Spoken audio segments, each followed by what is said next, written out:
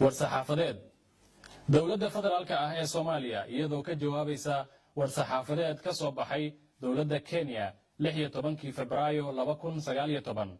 waxa ay cadeynaysaa kow dowladda federaalka ah ee Soomaaliya waxay shacabka Soomaaliyeed u xaqiijinaysaa inay u taagan tahay ilaalinta madax-bannaanida qarannimada midnimada iyo wadajirka dhuleed iyo badeed ee Jamhuuriyadda Federaalka ah ee Soomaaliya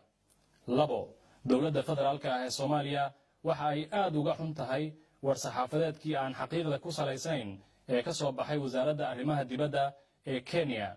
ayna ku amartay danjiraha Soomaaliya ee Kenya inuu wadatashi ugu laabto Soomaaliya iyadoo sidoo kalena wadatashi ugu yeertay danjiraheeda war-saxaafadeedkaas oo ay ku jireen qodobo meelka dhac weyn ku ah dowladnimada sharafta iyo daris wanaagga ka dhaxeeya labada shacab saddex dowladda federaalka ah ee Soomaaliya waxay cadeynaysaa in khariidada shidaalka ee Soomaaliya ee lagu soo bandhigay shirkii London ay ku muujinaysay badda Soomaaliya isla markaasina aysan jirin wax xirmooyin blokis ah oo la xaraashay afar dowladda federaalka ah ee Soomaaliya waxa ay ku kalsoon tahay xaqnimada dacwadda ay u gudbisay maxkamadda cadaaladda caalamiga ah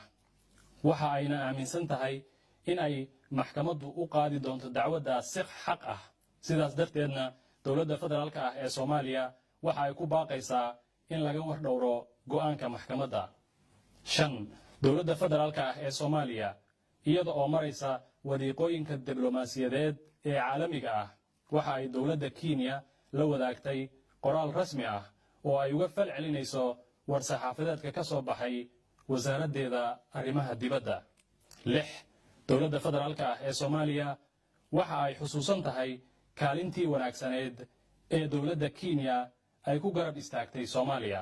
toddobo dowladda federaalka ah ee Soomaaliya waxa ay u mahad celinaysaa shacabka Soomaaliyeed meel walba oo ay joogaan oo muujiyay midnimo iyo wadaniyad taageerana la garab istaagay dowladooda